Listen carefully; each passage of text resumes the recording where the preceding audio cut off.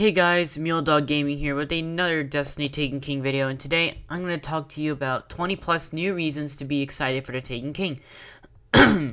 Excuse me, there are a lot here, so I'm going to go over this whole page right here that I'm reading right here. So let's go over the updates first. Weapons, armor class items, and even your ghost shell all offer perk customization, as well as increased power and life for your hero. So there's new uses for class items and ghost shells, so that's pretty exciting. They don't really do anything other than aesthetics, and the class items don't really do much other than give reputation for a faction. If you bought like a new monarchy cloak, it'll give you reputation for the new monarchy instead. So there'll be more than just that. So the RNG algorithm has been retooled to be smarter, awarding you more frequently with items you could use and attempting to avoid giving you those you already have. So let's just say you do a raid and you get like a cool auto rifle. You get like the raid auto rifle. So after you complete the entire raid, get all of your gear, and when next week on the weekly refresh, when that starts and you do the raid again on that day, you won't be getting the same stuff as before. So almost every time you do the raid, you'll get something completely different. So that'd be pretty cool. I usually get a lot of stuff that are the same in some raids, like Crota's End and Vault of Glass and all those other stuff. I also get some duplicate weapons from Prison of Elders, and wishing they were a bit different, but hey, I can still reforge them. Metroid Prime style opt-in lore. Press a button to bring up info about something in real time. So I have no clue how that's gonna work, but pretty sure it's gonna work like Metroid Prime. So all of the original missions have been reorganized, contextualized, and placed within a larger quest framework. Even older subclasses have dedicated quest lines that explain their use and place with the world. So we get a lot more lore on like old subclasses like the Voidwalker, Sunsinger, Blade Dance, Gunslinger, Fist of Havoc, I forget, oh yeah, Striker, and Defender. So all those will get their own little stories, and that's really amazing. So we get a lot more story about all that other stuff as well. So Vanguard vendors have quests unlocked at certain points of progression. And yes, I have a really huge Vanguard rank. So I'm rank 43 in on my Warlock, and maybe when I rank up again, I'll be able to get like a quest or something. So there's also subclass quests. The Titans quest will have you interacting with a rogue mercenary clan of Titans who can teach you the ability to harness the power of the sun. And that's how you get your Sunbreaker subclass for the Titan. The Hunter's quest will lead you down to track down a solitary nomad who has gone missing and who holds the key to unlocking the power of void energy. That's your Night Stalker. Finally, the Warlock will tap into the power of the storm through a shamanistic ritual with Ikora Ray. So that's the Stormcaller subclass. So can't wait to see how we get those subclasses. So I have one of each character, so I'll be able to record the quests I have to do to get the new subclasses. So you won't be unlocking them immediately. I have to do the quest in order to get them. So quests from Eris Morn can lead to the rediscovery of a forgotten weapon type. Now, if you've seen this image here, you'll see that this Warlock is actually killing harpies here in the Crucible map, which is Blind Watch. As you see on the bottom here, his heavy weapon has changed a bit. So if you look there, it looks like a giant sword thing, and it has arc damage. So that kind of gives out that that's going to be the forgotten weapons. So I don't know if they're going to be different elemental damage forgotten weapons, but hopefully they'll be good.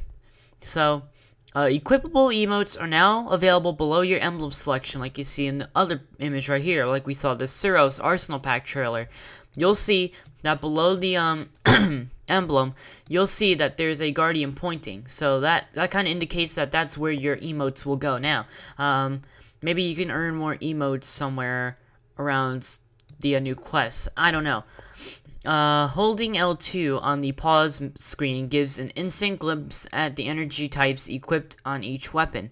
New items and subclass visual icons have been redesigned for quick recognition at a glance. So, I forget what button that is on Xbox, because I'm mainly an Xbox player, and I recently got a PS4, so I'm still trying to get used to it. not really gonna go over that too deep.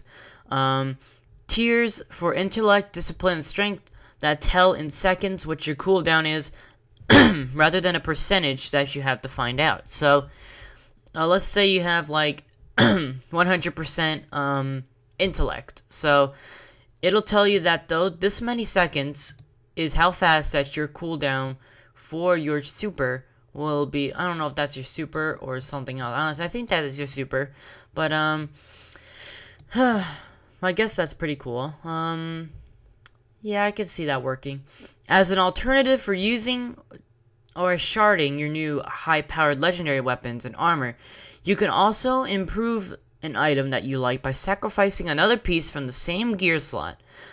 So it's basically like fusing two weapons or two pieces of armor together of the same type. So if you got a bad looking heavy weapon that you just want to get rid of, you could take another bad one and then put that other bad one together with the other one, and then that'll make you a whole new weapon, and that will give you a random perk stats. So that's pretty cool. Same with the piece of armor. You can, let's say you have two helmets that are pretty bad. All you need to do is fuse them together, and there you go. You got a pretty good helmet with pretty good stats, and yeah. And yeah, that's pretty cool. Hopefully I get a few things, and I can do that when I start recording. The Cryptarch more reliably rewards guardians that match the engrams you give him. So if you give him an exotic, he's guaranteed to give you an exotic. And if you turn in a legendary engram, he'll definitely give you a legendary or an exotic. So same with rares, you'll get a rare or a legendary out of it, with green going down and down, so all the way up to common. The Gunsmith has a reputation meter that can be leveled by testing out common prototypes in the field. These test weapons have a built-in challenge, like killing Hive on the Dreadnought, or using a sniper rifle to get headshots in the Crucible. Check out as many as you want at a time. So that's pretty cool. So, so you can go over to the Gunsmith, increase your reputation by testing out prototype weapons. Like this little description says, like there's a challenge in it to turn into the Gunsmith to complete. So like killing Hive on the Dreadnought and using a sniper rifle to get headshots in the Crucible. So I'll probably get the more PvE related challenges, because I'm mainly a PvE player. I don't really like Crucible that much. It's kind of too repetitive for me, so I like PvE a little bit better. So I'll be getting the PvE challenges. So once you complete that, you'll turn it in, and when you hit a certain level with the Gunsmith, like a reputation level, he'll open up Arms Day purchases. So what is that, you're asking? So, pay Glimmer in order to order a new legendary weapon, and Wednesday, that weapon arrives with a random set of perks. So, that's pretty cool. So completing those weapons actually give a pretty good reward. So, well, leveling up your Gunsmith rank is kind of pretty neat. This makes me like the Gunsmith even more, other than a Reforge guy and a guy that just gives out telemetries and what are they called? Ammo synths. So that's really amazing. So once you hit a certain rep level, he'll open up Arms Day purchases. Every week you'll be able to purchase or order one weapon with X amount of Glimmer. Let's just say 500 Glimmer for the weapon. So you pay that much of Glimmer to the Gunsmith to order the legendary weapon, and the day after the weekly refresh, that weapon arrives with a random set of perks. I don't know if you can, yeah, you can also reforge them, I think, but who knows? They might be permanent, who knows? Legendary marks replace Crucible and Vanguard marks, so that's pretty cool. So let's just say I really like getting Crucible and Vanguard marks, so I usually get Crucible marks from Trials of Osiris and Iron Banana when I play them, and usually I get Vanguard marks from Vanguard, Dragon Strikes, Weekly Heroics, Weekly Nightfalls, and all those other Vanguard related stuff. So all those two of those marks are fused together to make one. I think you'll get legendary marks from Crucible and Vanguard Strikes, so that's pretty cool. Armor materials replace Hadronic Essence, Sapphire Wire, and Plasteel Plating, so you'll use only one material for all your upgrades for armor. So that's pretty neat. No longer have to wear class items to gain reputation. Instead, you pledge allegiance to gain reputation for a faction, one at a time. So you can also turn in unwanted materials for reputation as well. So let's just say this: if you used to in old Destiny, you used to for 250 glimmer, or no, 2,500 glimmer, you can get a faction mark, like a Titan mark, Warlock Bond, and a Hunter Cloak. You can wear those. You can play either Crucible or Vanguard Strikes and get reputation for that faction and rank it up. And no longer will you need to get the class items in order to gain reputation. You can wear whatever cloak you want, whatever Warlock Bond, whatever Titan mark you want, and you can pledge allegiance to one faction. So this kind of makes me wonder, if I do pledge allegiance to one faction, will that only give me reputation for that faction every time I play Vanguard Strikes and Crucible matches? So I have no idea how that's going to turn out. Hopefully you can still get those Vanguard and Crucible reputations. So no more Emblem Shaders taking up precious vault space. Shader console and emblem console in a tower housing all the emblems and shaders you own. So that's pretty cool. There's a little vault just for emblems and shaders, so that's pretty neat. Hopefully it has a lot of space in it. So we are still bumping into a technical limitation for vault space. We are exploring options for getting stuff out of players' inventories via these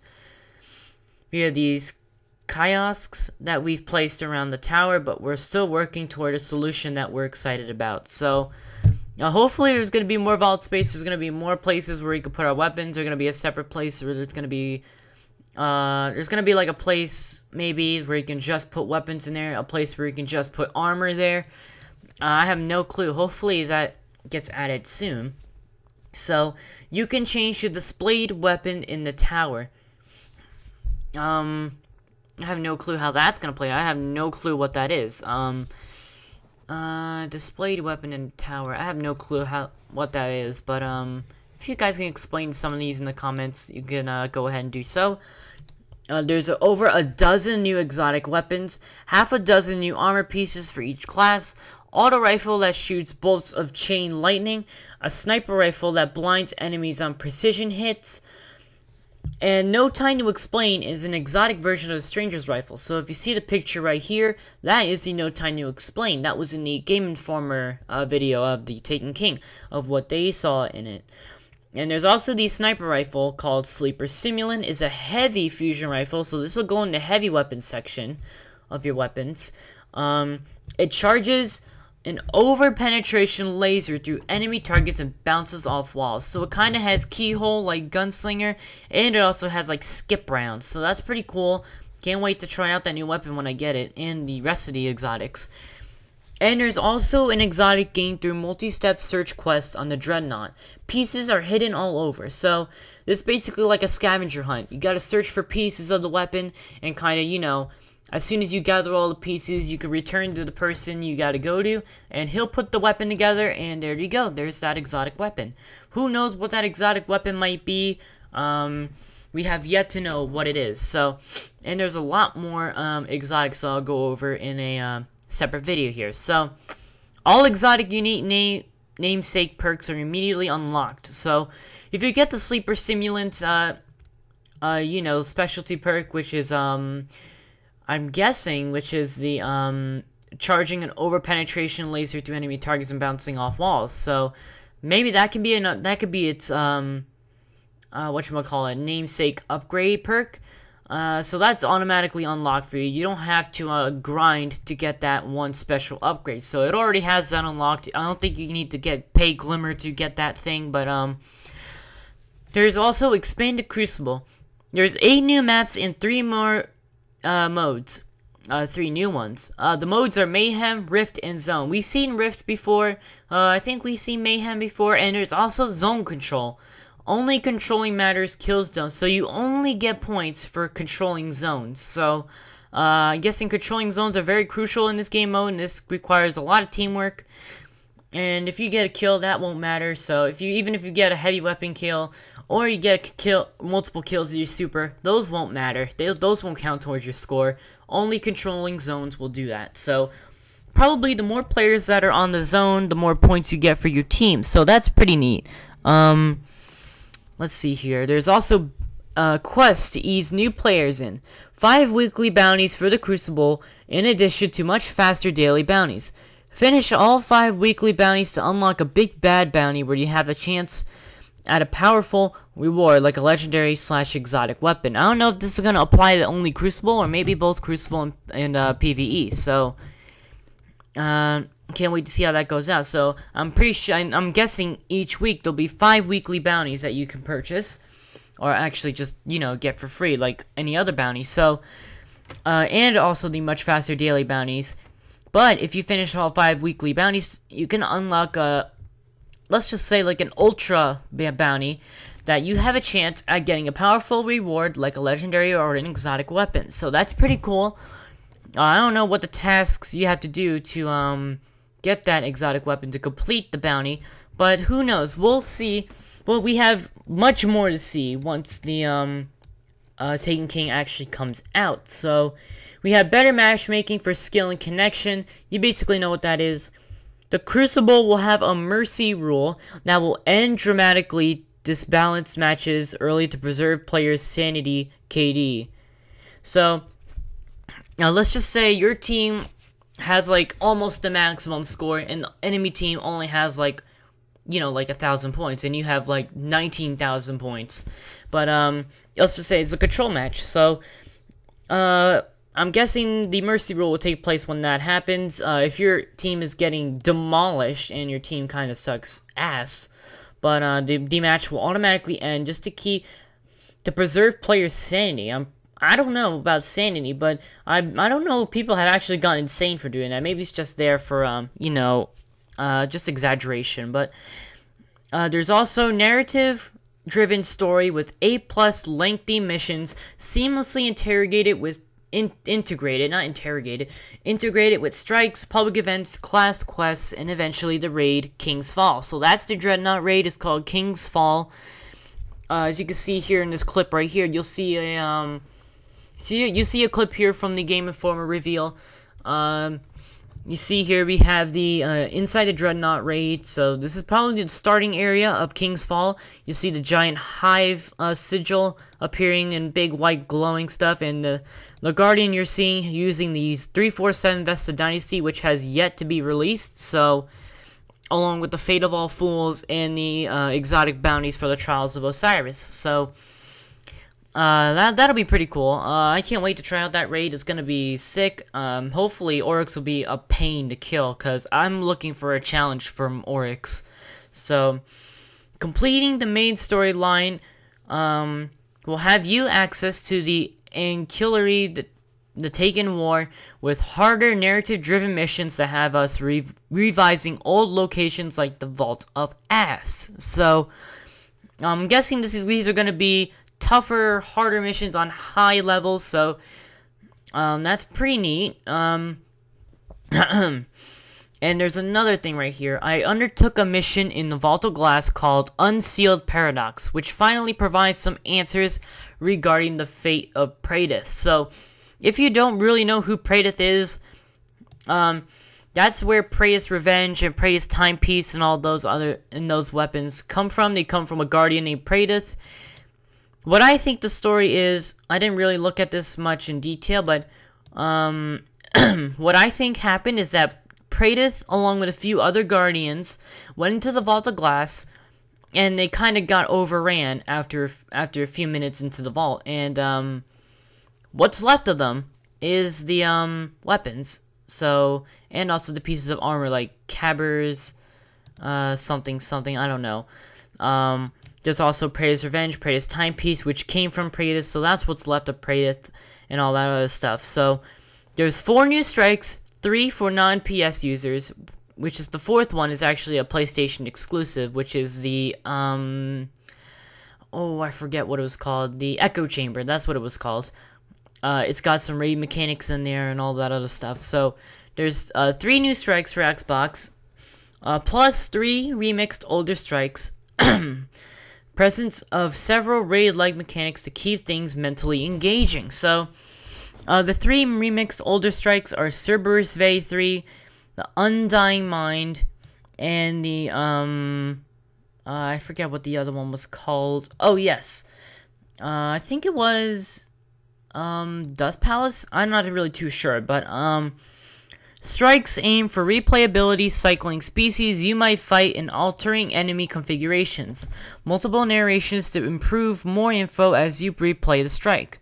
So, there's going to be more info as you replay the strike, so there's going to be more lore and more storylines and all that other stuff. So, that's pretty cool. Moving on to the taken foes. Now, before I talk about that, I'm going to stop recording right here, and I'm going to catch my breath right here, because I've been talking for 20 minutes, so I'll be right back. Okay, so I am back. Moving on to the taken foes. We're going to see what some of these taken enemies have in store for us. So, they have different abilities than their normal selves. So, starting off with the taken captains, they have solar shields instead of arc shields, so that's just a minor change.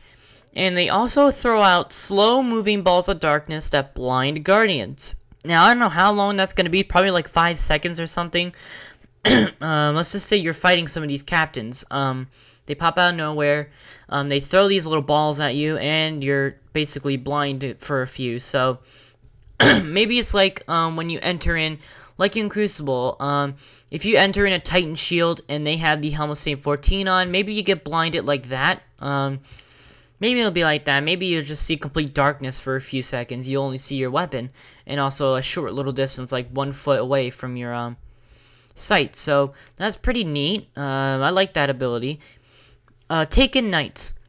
They have a area of effect Scorch attack that dissuades close combat. So basically what they do is they just throw out like a Scorch attack, and you kind of want to avoid close combat with these knights. So use something long range like a scout rifle or a sniper rifle or rocket launcher to blow them away. As you see in this clip right here from the Taken King trail, you'll see a knight doing the exact same thing. So Taken Centurions possess deadly tracking shots that aggressively seek around corners. That's kind of like the Fallen Vandals shock rifles, like they sort of use to shoot you. They sort of track you, but they don't track you around corners. They just kind of go to the wall and just, blow up on the wall. So they won't do that. It's kind of like Truth, where it aggressively tracks enemies. So what you do is when they shoot at you, you have a chance to run, but the bullets also have a chance to go around the corner and kind of still track you for, I don't know how long that thing's going to track. Maybe until it hits you, but who knows. And just try not to stay right next to the corner where the bullets can just turn around the corner and hit you. Just kind of stand a far distance away from the corner and just, wait for the bullets to pass, and you can run still. So, Taken Wizards can summon Shadow Thralls for a Zerg-like rush, eliminate them fast, or risk being overwhelmed. So, the Wizards can still shoot at you with their little arc balls, and what they can also do is summon Shadow Thralls, like you see on the other clip right here. They summon this black shadow-looking thrall, and they sort of run towards you. They can teleport short distances. I don't know if they can, but the Taken Thralls can teleport short distances to frustrate attempts to pick them off easily. So they'll probably teleport very fast. So you might want to use a rocket launcher just to clear them out. Taken Pistons have the ability to multiply if they are not quickly dispatched. So if Pistons aren't annoying enough, they are now. So what the Pistons do is if they're not fully dispatched and they see you, they sort of multiply into more Pistons that can multiply into other Pistons, and those Pistons can multiply into more, and you have yourself hundreds and hundreds of Pistons to deal with. I don't know how many times they can multiply, but who knows? What if they can multiply an infinite amount of times? So the clones can also clone themselves, and those other clones, yeah, you basically get the point. So you might want to kill them with a rocket launcher just to make sure that they're all dead. And yeah, the Pistons are already annoying, so they're more annoying in the Taken King. Taken Vandals deploy a Defender Titan-like shield that restores their health and its permeable to their fire alone. So, Vandals, basically what it says here is they deploy a Titan shield, like, you know, the bubble, and when they go in it, and if they're low on health, they'll restore their health inside the bubble, and you're kind of forced to go inside the bubble and take them out personally. And the thing about them is that the Vandals can shoot through their shields, and basically, you can't shoot into their shields, but they can shoot out of their shields, so that's pretty annoying. You're gonna have to go in there with like a shotgun and barrel stuff the hell out of them and disable the shield. Taken phalanxes have an impulse blast that applies a physics impetus like their notorious shields. So not only they can launch you out of the like 50 million feet into the air, and also hundreds of miles per hour into a wall and you die, they can shoot stuff out of their shields, kind of like the relic shield in Vault of Glass, only that you can't pick the shield up. So as if they weren't annoying enough, I also went through the Taken Thrall, and that's basically they teleport short distances to frustrate attempts to pick them off easily. So that's gonna be very annoying. So I think that's it for this Taken King little article that I just read. So those were 20 plus reasons to be excited for the Taken King. And if you do like the video, please leave a like, comment, and share the video. If you're new to the channel, please be sure to subscribe. Please be sure to subscribe, and I will see you later.